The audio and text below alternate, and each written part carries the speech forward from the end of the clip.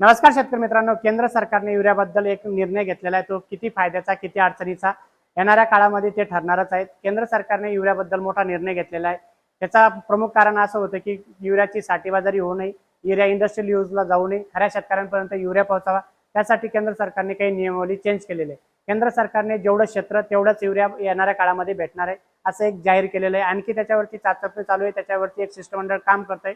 तर तेच कसं असणार आहे की तुमच्या क्षेत्र जेवढं असेल तेवढाच तुम्हाला युरियाचा कोटा दिला जाणार आहे. तुम्ही जर कधी मक्का करत असाल, सोयाबीन करत असाल, कपास करत असाल किंवा इतर कुठलंही पीक करत असेल तर त्यावरती एक गव्हर्नमेंट कोटा ठरेल. त्या कोट्याप्रमाणे तुम्हाला युरिया भेटेल, अतिरिक्त युरिया भेटणार नाही. त्यासाठी तुम्हाला 7/12 नोंद घेणं गरजेचं आहे. पीक पेरा तुम्हाला असणं गरजेचं आहे. फार्मर आयडी तुम्हाला कनेक्टिव्हिटी असणं गरजेचं आहे.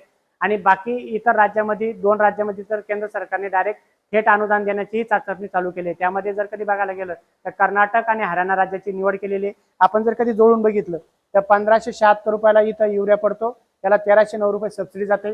अशी चाचपणी करताय की जर कधी आपण असं केलं तर शेतकऱ्यांना 1576 रुपये आपण घ्यायचे, नंतरला सबसिडी शेतकऱ्यांच्या खात्यात वर्ग करायची, ही चाचपणी चालू आहे. आणि जेवढं क्षेत्र तेवढा युरिया, ही चाचपणी येणाऱ्या काळामध्ये केंद्र सरकार करतंय. त्याचं प्रमुख कारण असं आहे की जो काळा बाजार युरियाचा होतो, जो इंडस्ट्रियल यूजमध्ये जास्त युरिया जातो आणि खऱ्या शेतकऱ्यांना जो युरियाचा तुटवडा होतो, आता जर कधी बघितलं त्यावर्षी रब्बी हंगामामध्ये भरपूरशा ठिकाणी युरियाचा मोठ्या प्रमाणात तुटवडा होता. ह्या सगळ्या गोष्टी टाळण्यासाठी केंद्र सरकार असं करतंय.